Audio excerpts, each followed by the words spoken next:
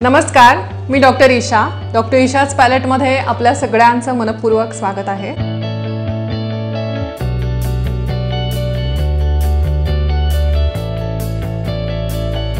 त्वचा किंवा तरुणपणा, तारुण्य कायम टिकणं किंवा आपण कायम टवटवीतच दिसायला पाहिजे अशी प्रत्येकाच माणसाची इच्छा असते. त्यामुळे ते तारुण्य इतकी हवीहवीशी गोष्ट आहे ना की ते कोणालाच गमवायचं नसतं. त्यामुळे आज आपण बघितलं असेल की या सगळं जे काही इंडस्ट्री आहे की जी पूर्ण बाह्य रूपावर चालते त्याच्यामध्ये कितीतरी प्रकार केले जातात की ते तरुणपणा टिकवला गेला पाहिजे, आपण सुंदर कायम दिसलं पाहिजे, आपली स्किन खूप छान दिसली पाहिजे म्हणून त्याच्यामध्ये बऱ्याच वेळा बाह्य उपचारांवर जास्त भर दिला जातो. जसं बोटॉक्स आहे, अगदी प्लास्टिक सर्जरीपासून सगळे आपले अवयवांचे आकार बदलण्यापर्यंत आहे. ओठ बदला, नाक बदला, डोळे बदला, लिफ्टिंग करा, चीन लिफ्ट करा, हे तर ह्या सगळ्या गोष्टी ज्या आहेत त्या बाह्य उपचारांमध्ये आहेत आणि त्या सगळ्यांचे साईड इफेक्ट किती आहेत ते आपण सर्च केलं इंटरनेटवर तर ते तुम्हाला दिसेल. पण हे म्हणजे सौंदर्य आहे का? किंवा खरं सौंदर्य काय असेल तर स्किन एजिंग थांबवण्यासाठी इंटरनल जे काही प्रोसिजर असते आपल्या शरीरामध्ये जे काही चालू आहे त्यात सगळ्याचं रिफ्लेक्शन म्हणजे स्किन आहे. आपलं शरीराचं आतलं मेटाबॉलिझम कसं आहे त्याचा आरसा म्हणजे तुमची स्किन आहे. ती जितकं चांगलं तितकी तुमची स्किन चांगली राहणार. त्याच्यामुळे आयुर्वेदामध्ये तर स्किनचा खूप चांगला म्हणजे आतून बाहेरून दोन्ही बाजूने विचार केला की आतूनही काय औषधं घेतली तर छान राहील आणि बाहेरूनही काय औषधं घेतली तर चांगलं राहील. पण आता आजकाल ना आजच्या भाषेत मी तुम्हाला जरा सांगायचा प्रयत्न करते म्हणजे तुम्हाला ते समजेल की स्किनमध्ये म्हणजे एजिंग होणं ज्याला आपण म्हणतो किंवा म्हातारपण येणं किंवा अवेळी सुरकुत्या पडणं किंवा अवेळी केस गळणं, अवेळी केस ग्रेइंग ऑफ आपण ज्याला हेअर म्हणतो, ह्या सगळ्याला काय कारणीभूत असेल तर ते म्हणजे दोन शरीरामध्ये प्रॉडक्ट तयार होतात ते कारणीभूत आहेत. एक म्हणजे AGE आणि एक म्हणजे ALE. तर AGE म्हणजे ॲडव्हान्स ग्लायकेशन अँड प्रॉडक्ट. ग्लायकेशन म्हणजे काय की जेव्हा ह्या प्रोसेसमध्ये शुगर मोलिक्यूल आणि प्रोटीन मोलिक्यूल हे एकमेकांना चिकटतात आणि मग जे तयार होतं ते म्हणजे AGE. आणि हा जो प्रॉडक्ट आहे हा काय घडवून आणतो तर शरीरामध्ये ऑक्सिडेशनची प्रोसेस घडवून आणला. तर तुम्ही ऐकलं असेल ऑक्सिडेशन फास्ट होतं, ऑक्सिडेटिव्ह स्ट्रेस निर्माण होतो शरीरामध्ये. मग ही सगळी म्हणजे काय भानगड आहे ऑक्सिडेशन म्हणजे? तर ऑक्सिडेशन म्हणजे अगदी साध्या भाषेत सांगायचं तर गंज लागणं, त्याला ऑक्सिडेशन म्हणतात. म्हणजे तुम्ही सफरचंद कापून बाहेर ठेवलं, हवेशी संपर्क आला की ते काय होतं, गंज लागल्यासारखं ते काळं पडतं किंवा ब्राऊन पडतं. लोखंड आहे, बाहेर राहिलं हवेशी संपर्क आला की ते गंजतं. तसंच आतमध्ये असे काही पदार्थ तयार होतात की ज्याला ऑक्सिडेशन प्रोसेस जे इनिशिएट करतात त्या पदार्थांना फ्री रॅडिकल असं पण म्हणतात बरं का. हे फ्री रॅडिकल म्हणजे काय असतात तर छोटे छोटे बॉम्ब आहेत असं तुम्ही समजा आणि ते तुमच्या शरीरामध्ये अशा प्रकारे गंज निर्माण करतात. ह्यामुळे काय होतं तर शरीरामध्ये इन्फ्लमेशन वाढतं, तुमच्या वेगवेगळ्या अवयवांमध्ये वेगवेगळ्या संस्थांमध्ये डिस्टर्बन्स तयार होतं. म्हणजे पचन संस्था आहे, श्वसन संस्था आहे, मज्जासंस्था आहे, या सगळ्यांमध्ये वेगवेगळ्या लेवलचं डिस्टर्बन्स तयार होतो. आणि ह्या सगळ्याचा एंड प्रॉडक्ट म्हणजे याचा जो परिणाम आहे तो कशावर होतो तर तुमचं एजिंग सुरू होण्यामध्ये. मग हे एजिंग दोन्ही प्रकारचं असतं. ते म्हणजे आतल्या अवयवांचं ताकद कमी होते किंवा शक्ती कमी होते आणि त्याचा जो परिणाम आहे तो बाहेर तुमच्या स्किनवर पण लगेच मग दिसू शकतो. म्हणजे मग सुरकुत्या पडणं आहे किंवा काळवणं आहे त्वचा किंवा केस खराब होणं आहे, त्वचेची क्वालिटी खराब होणं आहे. तर ती खराब होणारच असते वयामानानुसार पण ती लवकर होणं आहे. शुगर आणि प्रोटीन्स हे एकमेकांना कसे चिकटले जातात जेव्हा तुम्ही विशिष्ट प्रकारचे पदार्थ खातात.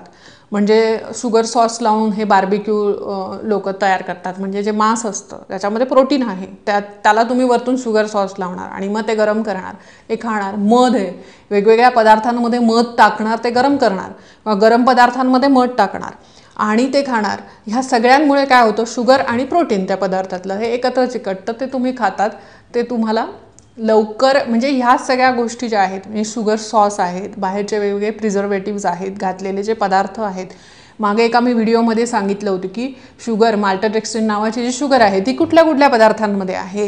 हे सगळे पदार्थ ज्या प्रोसेसने तयार केलेले असतात बाहेर, किंवा जंक फूड आहे, जंक फूडमध्ये पण कितीतरी गोष्टी केल्या जातात ना, विशेषतः ज्याच्यामध्ये मांस किंवा प्रोटीन आहे किंवा डाळी वगैरे जास्त ज्याच्यामध्ये वापरलेले आहेत, आणि त्याला तुम्ही परत वेगवेगळ्या प्रकारचे सॉसेस लावून, स्वीट सॉसेस लावून खात आहात. तर ह्या सगळ्यांमध्ये जे आहे ते AGE म्हणजे हा जो प्रकार आहे तो तयार होतो. दुसरा एक पदार्थ होतो तो म्हणजे ALE. तो असाच आहे, ॲडव्हान्स लिपॉक्सिडेशन एंड प्रॉडक्ट. आता लिपिड म्हणजे काय की फॅट, शरीरामधलं जे फॅट असतं ते, आणि फॅट आणि शुगर जेव्हा एकत्र येतात तेव्हा तयार होतो तो म्हणजे हा ALE.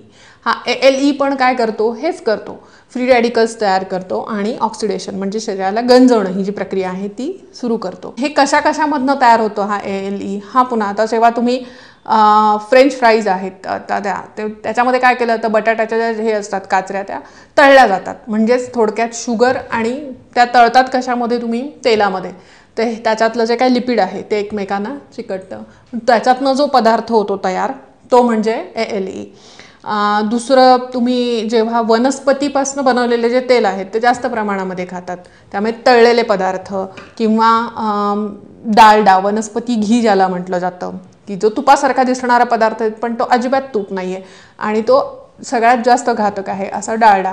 कारण ह्याच्यामध्ये अनसॅच्युरेटेड फॅट असतात, ज्याला अनस्टेबल फॅट असं म्हणतात. म्हणजे जे स्टेबल नसतात जे फॅट, ते अशा प्रकारे शरीरामध्ये जाऊन ALE नावाचे प्रोडक्ट तयार करतात आणि ते आपल्या शरीरामध्ये ऑक्सिडेशन सुरू करतात.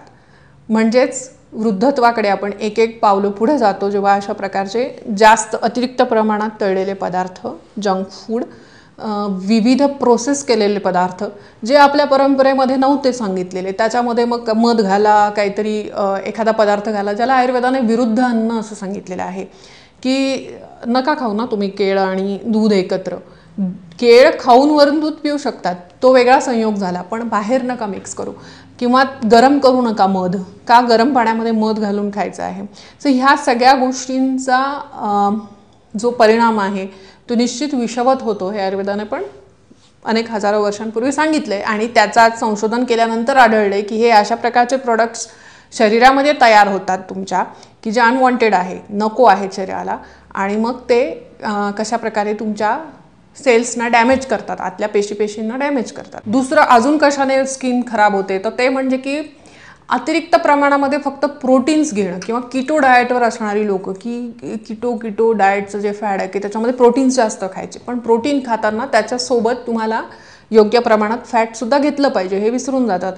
मग नाही, तूप नको, तेल नको, स्निग्ध पदार्थ शरीरात जेवणातून वगळून टाकणं आणि फक्त प्रोटीन्स घेणं, यामुळे शरीराला अतिरिक्त रुक्षता तयार होते आणि त्या रुक्षतेमुळे सुद्धा स्किनला सुरकुत्या पडायला लागतात. आपल्या शरीरातल्या पेशींची जी काही मेम्ब्रेन आहे ती प्रत्येक पेशींची मेम्ब्रेन ही फॅटनी बनलेली आहे. म्हणजे अगदी साध्या भाषेत सांगितले, तुमच्या शरीरातल्या कणाकणाला कशाची गरज असते, फॅटची गरज असते, असं आधुनिक सायन्स सांगतं. आणि आयुर्वेदाने ते एका शब्दात सांगितलं की स्नेहोमयम अयम पुरुषम. म्हणजे हा जो पुरुष देह आहे, म्हणजे मनुष्य देह आहे, हा स्नेहमय आहे. स्नेहमय म्हणजे काय की स्निग्धता आहे त्याच्या शरीरामध्ये, त्याला स्निग्धतेची गरज आहे, त्याच्यामुळे आपला देहच पूर्ण स्नेहमय आहे. म्हणजे फॅटची आपल्या शरीराला गरज आहे, चांगल्या प्रकारच्या फॅटची. म्हणजेच जे आपण आपल्या शरीरातनं दूध, तूप, लोणी हे जे आपल्या आहारातनं आपण जे कट डाऊन केलं त्याचा परिणाम, आणि हेल्दीच्या नावाखाली प्रोटीन पावडर, सप्लिमेंट्स हे जे घ्यायला लागलो, त्यामुळे अतिरिक्त रुक्षता येऊन शेवटी तुमच्या शरीरावर जो परिणाम होतो ते तुम्ही एजेड दिसायला लागतात. दुसरं म्हणजे काय की अतिरिक्त सनलाईट एक्सपोजरसुद्धा तुमच्या शरीराला चांगला नसतो, म्हणून सांगितलं जातं की सनस्क्रीन वापरा, पण त्याचा अतिरेकसुद्धा करायला नको आहे. कुठल्या प्रकारचा सूर्यप्रकाश हा आपल्याला चांगला असतो की जो कोवळं ऊन जे म्हटलं जातं, म्हणजे उन्हाळ्यामध्ये 7 वाजेपर्यंत किंवा 7:30 वाजेपर्यंतचं तुमच्या जिथे जे वातावरण आहे त्यानुसार.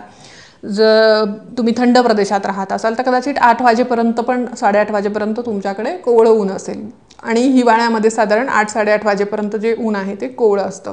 तर ह्या उन्हाचं जे सेवन आहे ते अत्यंत गरजेचं असतं, कारण त्यामुळे आपल्या शरीरामध्ये स्किनमध्ये मेलाटोनिन नावाचा पदार्थ तयार होतो, त्याच्याने झोप शांत येते, नंतर आपण म्हणतो ना की स्ट्रेस कमी होतो, सेरोटोनिन नावाचं हार्मोन आहे ते वाढतं. तर अशा प्रकारे तो सूर्यप्रकाश गरजेचा असतो. पण जेव्हा अतिरिक्त प्रमाणामध्ये जेव्हा तुमचं तीव्र उष्णतेमध्ये जेव्हा तुम्ही जातात तेव्हा तुमची स्किन खराब व्हायला लागते, सुरू द्यायला लागतात. म्हणून त्याच्यापासून प्रोटेक्शन कसं करायचं, ते सनस्क्रीन जे मी तुम्हाला सांगितले की त्याचा अतिरिक्त वापरही करू नका, पण जेव्हा तुम्हाला उन्हात जायची वेळ येते तेव्हा चांगल्या क्वालिटीचं सनस्क्रीन वापरायला काही हरकत नाही. आता फॅट कमी केल्यामुळे काय होतं शरीरातलं, जेव्हा तुम्ही अजिबातच फॅट घेत नाही, म्हणजे अजिबातच स्निग्ध पदार्थ घेत नाहीत की वजन वाढू नये वगैरे म्हणून, तेव्हा काय होतं की शरीर जे आहे ते बाईल ज्यूस नावाचं, म्हणजे लिव्हर जे आहे ते बाईल कमी तयार करतं. कारण फॅट पचवण्यासाठी आपल्या शरीरामध्ये बाईल ज्यूस नावाचं जे पित्ताचा प्रकार आहे तो लागत असतो. पण हे पित्त कमी तयार झाल्यामुळे, म्हणजे बाईल कमी तयार झाल्यामुळे काय होतं, तर व्हिटॅमिन ए जे आहे ते शोषलं जात नाही. कारण व्हिटॅमिन ए हे शोषून घेण्याचं जे काही काम आहे ते बाईल करतं, आणि व्हिटॅमिन एमुळे सगळ्यात जास्त फायदा स्किनला होत असतो, म्हणजे त्वचेला होतो. म्हणजे हे सगळं लिंक्ड आहे बघा. म्हणून अतिशय कोरडेपणा जेव्हा तुमच्या आहारात येतो ना, तेव्हा तुमच्या जसा शरीरातला कोरडेपणा वाढतो ना, तसा मनातला सुद्धा कोरडेपणा वाढतो. म्हणून तो स्नेह दोन्हीकडे राहायला पाहिजे, मनात सुद्धा आणि तुमच्या आहारात सुद्धा. मग आता ह्या स्किनला चांगले ठेवण्यासाठी म्हणून काय काय पदार्थ चांगले आहेत. दूध, तूप, लोणी, म्हणजे आपल्या पूर्वजांनी जो शोधलेला तुपासारखा जो सुंदर पदार्थ आहे, की पाश्चिमात्य देश जे आहे ते लोण्यापर्यंत अटकले. बटर, तुपासाठी त्यांच्याकडे शब्द नाही आहे, त्याला ते क्लॅरिफाईड बटर म्हणतात त्याला, आणि किंवा घीच म्हणतात. सो तूप हा अतिशय श्रेष्ठ पदार्थ आहे त्वचेसाठी. त्या तुपाला श्रेष्ठ बनवण्यासाठी म्हणून आयुर्वेदाने वेगवेगळ्या प्रकारची तुपं सांगितली, की ज्याला आम्ही वर्ण्यघृत म्हणतो. तर ते सुद्धा आम्ही बऱ्याच वेळा पेशंट्समध्ये वापरते. तर त्याचा बाहेरूनही लावायला उपयोग आहे, पोटातून घ्यायला सुद्धा ते सुंदर आहे, किंवा नाकामध्ये पण टाकून नस्य करा या वर्ण्यघृताचं. तर हे एक झालं. त्यामुळे तूप हे श्रेष्ठ आहे त्वचेची जी आपण म्हणतो ना क्वालिटी चांगली ठेवण्यासाठी म्हणून, जे कोलॅजिन फॉर्मेशन जे म्हणतात, की ज्याच्यामुळे तुमची त्वचा कायम तरुण राहते, तर ते नीट तयार व्हावं यासाठी तुपाची सगळ्यात जास्त गरज आहे शरीराला. तेल जे आहे ते वनस्पती तेल कमी वापरा.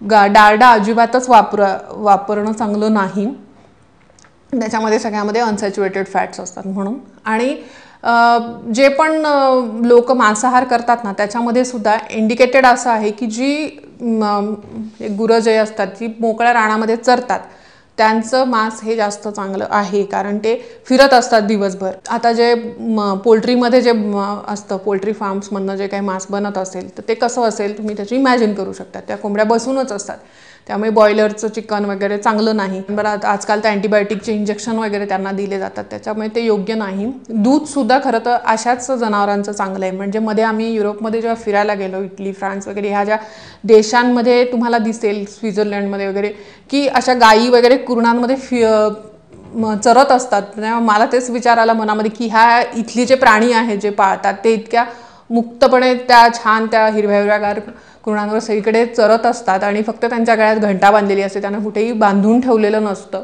तर त्यांचं दूध आणि त्यांची जी क्वालिटी आहे, त्यांचे जे डेअरी प्रोडक्ट्स आहेत, त्याच्यामुळे ती खूप छान असते. त्याच्यामध्ये फायटोन्यूट्रियंट्स जास्त आढळतात, आणि अशा प्रकारे अँटीऑक्सिडंट पण जास्त आढळतात. अँटीऑक्सिडंट म्हणजे की जे ऑक्सिडेशन कमी करतात, म्हणजे शरीरात मगाशी मी सांगितलं की गंज लागण्याची प्रक्रिया आहे ती कमी करतात. तर हे त्या अशा प्रकारच्या दुधामधून होतं. आता त्याला आपल्याला आयुर्वेदामध्ये मग शाकाहारी लोकांमध्ये काय काय सांगितले, तर हे मी सांगितले की दुधाचे पदार्थ आपण घेऊ शकतो. मांसाहारी लोकांनी ह्याची काळजी घ्या की जे मिळते आज मांस मटण ते कुठल्या लेवलचं आहे किंवा काय क्वालिटीचं आहे ते बघा.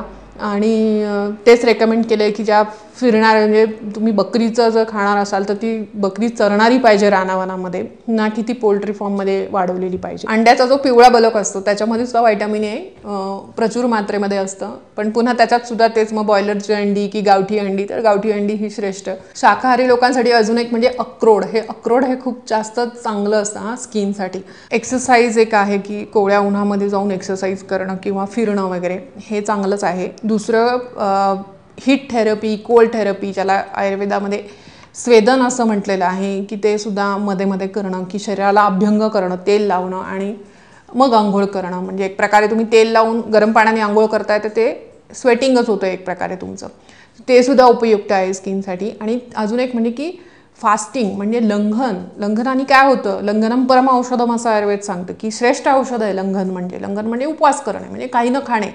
तर जितकं शक्य आहे तितकं तुम्ही लंघन करा. एक वेळेस नाही खायला जमलं, आठवड्यातून एकदा फक्त, तरी पण श्रेष्ठ आहे. कारण त्यांनी ऑटोफॅजी नावाची प्रक्रिया शरीरामध्ये सुरू होते. तर ऑटोफॅजी ही काय भानगड आहे, तर त्याच्यामध्ये वेगवेगळ्या ज्या अनवॉन्टेड सेल्स ज्या असतात ना त्या मरायला लागतात. कारण की त्यांना सगळ्यात जास्त एनर्जीची गरज असते किंवा साखरेची गरज असते. आणि जेव्हा तुम्ही खात नाहीत काही, तेव्हा त्या अन्न पाण्या वाजून बिचाऱ्या तडफडून मरतात. आणि त्याच्यामध्ये सगळ्यात पहिल्यांदा मरणाऱ्या ज्या सेल्स असतात त्या कॅन्सरच्या ज्या पेशी असतात किंवा कॅन्सर कॉझिंग पेशी, की पुढे जाऊन ज्याच्यापासून कॅन्सर निर्माण होऊ शकतो, ह्या पेशी ह्या ऑटोफॅजी या प्रक्रियेतून शरीर नष्ट करतं. आणि ही ऑटोफॅजी केव्हा शरीरामध्ये इनिशिएट होते किंवा तयार होते, जेव्हा तुम्ही लंघन करतात किंवा उपवास करतात.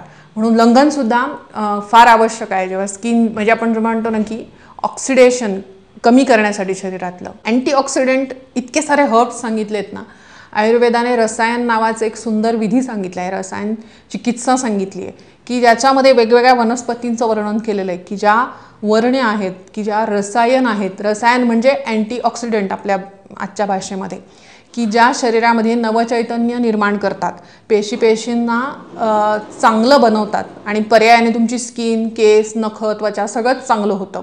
तर अशा वनस्पतींमध्ये एक येतं गुळवेल, दुसरं येतं ब्राह्मी, माका, नंतर सारिवा, मंजिष्ठा, आवळा, भूमी अमलकी किंवा भुई आवळा, अशा वेगवेगळ्या वनस्पती आयुर्वेदामध्ये किंवा ज्येष्ठमध ह्या वनस्पती आयुर्वेदामध्ये श्रेष्ठ सांगितलेल्या आहेत. ह्या वनस्पतींपासून बनवलेलं वर्ण्य घृत आहे किंवा वर्ण्य रसायन आहे किंवा ऊर्जा रसायन, मी काही ऊर्जा वटी म्हणून बऱ्याच वेळा देते, रसायन चूर्ण आम्ही देतो. तर ह्या सगळ्यांचा फायदा होतो जेव्हा तुम्ही स्किनच्या बाबतीमध्ये जेव्हा विचार करतात की अशा कुठल्या वनस्पती आहेत की ज्या स्किन चांगलं करतात. आयुर्वेदाने बाहेरून जे सांगितलेलं आहे की अभ्यंग करा किंवा उठण्याचा वापर करा, हे सुद्धा जेवढं तुम्ही तुमच्या याच्यातला सोप किंवा सल्फरयुक्त जे पदार्थ आहेत स्किनला लावायचे, जे सर्फॅक्टंट ज्याला म्हणतात, तर हे जेवढे कमी कराल तुम्ही, म्हणजे साबणाचा वापर आहे किंवा वेगवेगळ्या केमिकल्सचा वापर आहे, जेवढा कमी कराल आणि जेवढं नॅचरली तुम्ही ह्या औषधींनी जेवढं तुम्ही अभ्यंग कराल, उठणं लावाल आणि त्याने आंघोळ कराल, तेवढा जास्त तुमच्या त्वचेला फायदा होणार आहे. अशीच वैविध्यपूर्ण शास्त्रीय माहिती घेऊन पुन्हा भेटूयात. तोपर्यंत नमस्कार.